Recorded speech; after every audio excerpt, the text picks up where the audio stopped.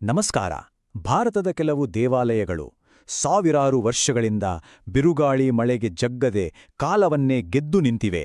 ಇವು ಕೇವಲ ಪೂಜೆ ಮಾಡೋ ಸ್ಥಳಗಳಲ್ಲ, ಬದಲಿಗೆ ಪ್ರಾಚೀನ ಭಾರತದ ಎಂಜಿನಿಯರಿಂಗ್ ಪ್ರತಿಭೆಗೆ ಹಿಡಿದ ಕೈಕನ್ನಡಿ. ಹಾಗಾದ್ರೆ ಕಲ್ಲಿನಲ್ಲಿ ಅರಳಿದ ಈ ಮಹಾಕಾವ್ಯಗಳನ್ನ ಕಟ್ಟಿದ್ದು ಹೇಗೆ? ಬನ್ನಿ, ಈ ಅದ್ಭುತ ಪಯಣವನ್ನ ಒಟ್ಟಿಗೆ ಶುರು ಮಾಡೋಣ. ಅಂದ್ರೆ ನಮ್ಮೆಲ್ಲರ ತಲೆಗೆ ಬರೋ ಮೊದಲ ಪ್ರಶ್ನೆನೇ ಇದು. ಇವತ್ತಿನ ಥರ ಕ್ರೇನ್ ಇರಲಿಲ್ಲ, ಕಂಪ್ಯೂಟರ್ ಇರಲಿಲ್ಲ. ಆದ್ರೂ ಆ ಕಾಲದ ಸೀಮಿತ ತಂತ್ರಜ್ಞಾನ ಬಳಸಿ ಇಷ್ಟು ಬೃಹತ್, ಇಷ್ಟು ಸಂಕೀರ್ಣವಾದ ದೇವಸ್ಥಾನಗಳನ್ನ ಕಟ್ಟೋಕೆ ಹೇಗೆ ಸಾಧ್ಯವಾಯಿತು? ಇದೇ ಪ್ರಶ್ನೆಗೆ ಉತ್ತರ ಹುಡ್ಕೋದು ನಮ್ಮ ಇವತ್ತಿನ ಉದ್ದೇಶ. ಸರಿ, ನಮ್ಮ ಪಯಣ ಈಗ ಶುರುವಾಗತ್ತೆ. ನಾವು ಭಾರತದ ಉದ್ದಗಲಕ್ಕೂ ಒಂದು ಟೈಮ್ ಟ್ರಾವೆಲ್ ಮಾಡಿ ಸಾವಿರಾರು ವರ್ಷಗಳ ಇತಿಹಾಸವನ್ನ ತನ್ನೊಳಗೆ ಬಚ್ಚಿಟ್ಕೊಂಡಿರೋ ಕೆಲವು ಅದ್ಭುತ ದೇವಸ್ಥಾನಗಳನ್ನ ನೋಡೋಣ. ಮೊದಲನೆಗೆ ನಾವು ಹೋಗ್ತಿರೋದು ದಕ್ಷಿಣ ಭಾರತಕ್ಕೆ. ವಾಸ್ತುಶಿಲ್ಪದ ತವರೂರು ಅಂತಾನೆ ಇದನ್ನ ಹೇಳ್ಬೋದು. ಇಲ್ಲಿನ ದೇವಸ್ಥಾನಗಳು ಅಂದ್ರೆ ಆಕಾಶಕ್ಕೆ ಚಾಚಿದ ಗೋಪುರಗಳು ಮತ್ತೆ ಕಣ್ಣು ಹಾಯಿಸಿದ ಕಡೆಯೆಲ್ಲ ಕಾಣೋ ಸೂಕ್ಷ್ಮ ಕೆತ್ತನೆಗಳು.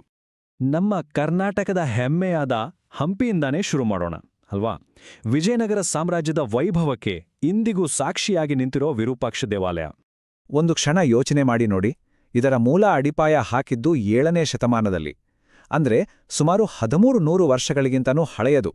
ನಂತರ ವಿಜಯನಗರದ ಅರಸರು ಇದನ್ನ ತುಂಗಭದ್ರಾ ನದಿಯ ದಡದಲ್ಲಿ ಒಂದು ಭವ್ಯವಾದ ಧಾರ್ಮಿಕ ಕೇಂದ್ರವಾಗಿ ಬಳಸಿದರು.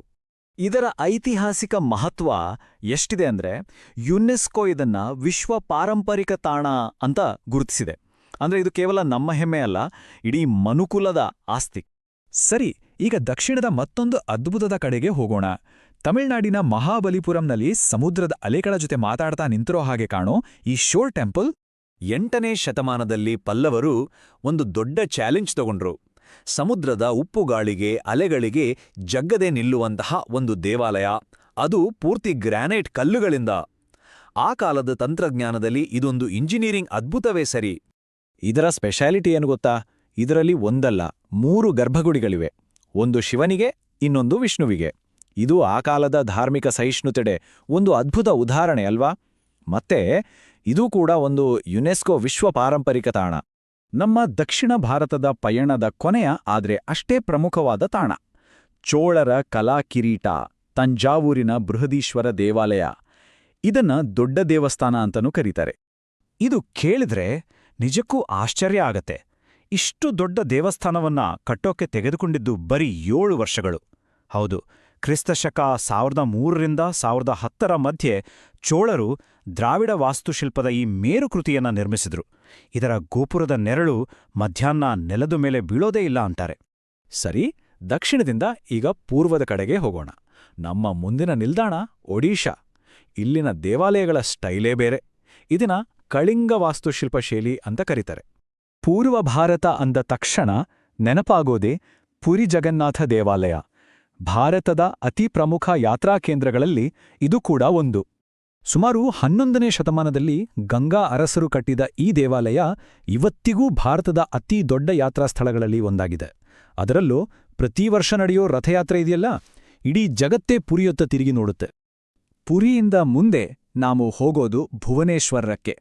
ಇಲ್ಲಿರೋ ಲಿಂಗರಾಜ ದೇವಾಲಯ ಕಳಿಂಗ ವಾಸ್ತುಶಿಲ್ಪದ ಒಂದು ಬೆಸ್ಟ್ ಎಕ್ಸಾಂಪಲ್.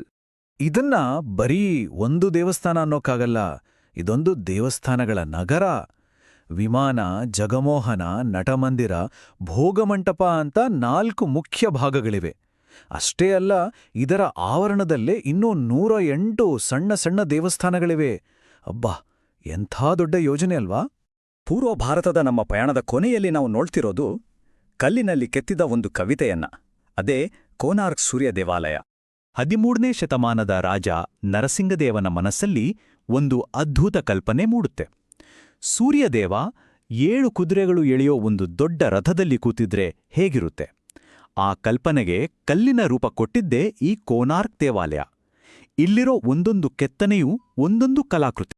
ಇಲ್ಲಿವರೆಗೂ ನಾವು ನೋಡಿದ್ದು ಒಂದ್ ರೀತಿಯಾದ್ರೆ, ಈಗ ನಾವು ನೋಡಕ್ ಹೊರಟಿರೋದು ಸಂಪೂರ್ಣವಾಗಿ ಬೇರೆ. ಎಂಜಿನಿಯರಿಂಗ್ನ ಒಂದು ಮಹಾವಿಸ್ಮಯ. ಹೌದು, ಇವತ್ತಿನ ಆಧುನಿಕ ವಿಜ್ಞಾನಿಗಳನ್ನು ತಲೆ ಕೆರೆದುಕೊಳ್ಳುವಂತೆ ಮಾಡುವ ಒಂದು ನಿರ್ಮಾಣ. ಅದುವೇ ಎಲ್ಲೋರಾದ ಕೈಲಾಸನಾಥ ದೇವಾಲಯ. ಇದರ ನಿರ್ಮಾಣದ ವಿಧಾನ ಎಂಥವರನ್ನೂ ಬೆರಗುಗೊಳಿಸುತ್ತೆ. ಇದರ ಹಿಂದಿರೋ ಟೆಕ್ನಿಕ್ ಏಕಶಿಲಾ ವಾಸ್ತುಶಿಲ್ಪ ಅಥವಾ ಮಾನೋಲಿಥಿಕ್ ಆರ್ಕಿಟೆಕ್ಚರ್. ಅಂದ್ರೆ ಬೇರೆ ಕಡೆಯಿಂದ ಕಲ್ಲು ತಂದು ಒಂದರ ಮೇಲೊಂದು ಇಟ್ಟು ಕಟ್ಟಿದ್ದಲ್ಲ, ಬದಲಾಗಿ ಒಂದೇ ಒಂದು ಇಡೀ ಬೆಟ್ಟವನ್ನೇ ಕೆತ್ತಿ ದೇವಸ್ಥಾನವನ್ನ ಹೊರತೆಗೆಯಲಾಗಿದೆ. ನಾರ್ಮಲ್ ಆಗಿ ಯಾವುದೇ ಬಿಲ್ಡಿಂಗ್ ಕಟ್ಟೋದು ಕೆಳಗಿಂದ ಮೇಲ್ಕೆ ಅಲ್ವಾ? ಆದ್ರೆ ಕೈಲಾಸ ದೇವಸ್ಥಾನವನ್ನ ಕೆತ್ತಿರೋದು ಮೇಲಿಂದ ಕೆಳಕ್ಕೆ. ಇದನ್ನ ರಿವರ್ಸ್ ಎಂಜಿನಿಯರಿಂಗ್ ಅಂತ ಕರಿಬೇಟೋ ಏನೋ? ಇದು ವಾಸ್ತುಶಿಲ್ಪದ ನಿಯಮಗಳನ್ನೇ ತಲೆಕೆಳಗು ಮಾಡಿದ ವಿಧಾನ. ಹೀಗೆ ಮಾಡಿ ಅವರು ಸೃಷ್ಟಿಸಿದ್ದು ಸಾಮಾನ್ಯವಾದ ರಚನೆಯನ್ನಲ್ಲ, ಬದಲಿಗೆ ಇಡೀ ಪ್ರಪಂಚದಲ್ಲೇ ಅತಿದೊಡ್ಡ ಏಕಶಿಲಾ ರಚನೆಯನ್ನ. ಇದು ಮನುಷ್ಯನ ಇಚ್ಛಾಶಕ್ತಿ ಮತ್ತು ಕೌಶಲ್ಯಕ್ಕೆ ಒಂದು ಜೀವಂತ ಸಾಕ್ಷಿ. ಸರಿ, ಈ ಇಡೀ ಪಯಣದ ಕೊನೆಯಲ್ಲಿ ಒಂದು ವಿಷಯವನ್ನ ಯೋಚಿಸೋಣ. ನಾವು ನೋಡಿದ ಈ ಎಲ್ಲಾ ಅದ್ಭುತಗಳ ನಡುವೆ ಇರೋ ಕಾಮನ್ ಪಾಯಿಂಟ್ಸ್ ಏನು? ಅವು ನಮಗೆ ಬಿಟ್ಟು ಹೋಗಿರೋ ಪರಂಪರೆ ಯಾವುದು? ನಾವು ಮುಖ್ಯವಾಗಿ 2 ರೀತಿಯ ಸ್ಟೈಲ್ಸ್ ನೋಡಿದ್ವಿ. ಒಂದು ದಕ್ಷಿಣದ ದ್ರಾವಿಡ ಶೈಲಿ. ಇದರ ಗೋಪುರಗಳು ಪಿರಮಿಡ್ ಥರ ಹಂತ ಹಂತವಾಗಿ ಮೇಲಕ್ಕೆ ಹೋಗುತ್ತೆ. ಇನ್ನೊಂದು ಪೂರ್ವದ ಕಳಿಂಗ ಶೈಲಿ. ಇದರ ಶಿಖರಗಳು ಸುಂದರವಾಗಿ ಬಾಗಿರುತ್ತವೆ. ಎರಡೂ ತನ್ನದೇ ಆದ ಸೌಂದರ್ಯ ಹೊಂದಿವೆ. ಆದರೆ ಶೈಲಿ ಬೇರೆ ಬೇರೆ ಆದ್ರೂ ಈ ಎಲ್ಲಾ ದೇವಸ್ಥಾನಗಳಲ್ಲಿ ಕೆಲವು ಕಾಮನ್ ಪಾಯಿಂಟ್ಸ್ ಇವೆ. ಒಂದು, ನಂಬೋಕ್ಕೆ ಆಗದಂಥ ಎಂಜಿನಿಯರಿಂಗ್ ಜ್ಞಾನ. 2, ಇದನ್ನ ಕಟ್ಟಿಸಿದ ರಾಜರ ದೊಡ್ಡ ಕನಸು. ಮತ್ತೆ 3, ಇವತ್ತಿಗೂ ಜಗತ್ತನ್ನ ಬೆರಗುಗೊಳಿಸ್ತಿರೋ ಅವುಗಳ ಪರಂಪರೆ. ಹಾಗಾದ್ರೆ ಕೊನೆಯದಾಗಿ ಒಂದು ಪ್ರಶ್ನೆ ಕಾಡುತ್ತೆ. ಸಾವಿರಾರು ವರ್ಷಗಳ ನಂತರವೂ ಗಟ್ಟಿಯಾಗಿ ನಿಂತಿರೋ ಈ ಕಲ್ಲಿನ ಮಹಾಕಾವ್ಯಗಳು ನಮ್ಮ ಮುಂದಿನ ಪೀಳಿಗೆಗೆ ಏನನ್ನ ಹೇಳಬಹುದು? ಇವು ಬರೀ ಹಳೆ ಕಟ್ಟಡಗಳಾ ಅಥವಾ ಮನುಷ್ಯನ ಛಲ, ಕಲೆ ಮತ್ತು ನಂಬಿಕೆಯ ಶಾಶ್ವತ ಪ್ರತೀಕಗಳಾ? ಇದನ್ನು ಯೋಚನೆ ಮಾಡಬೇಕಿದೆ.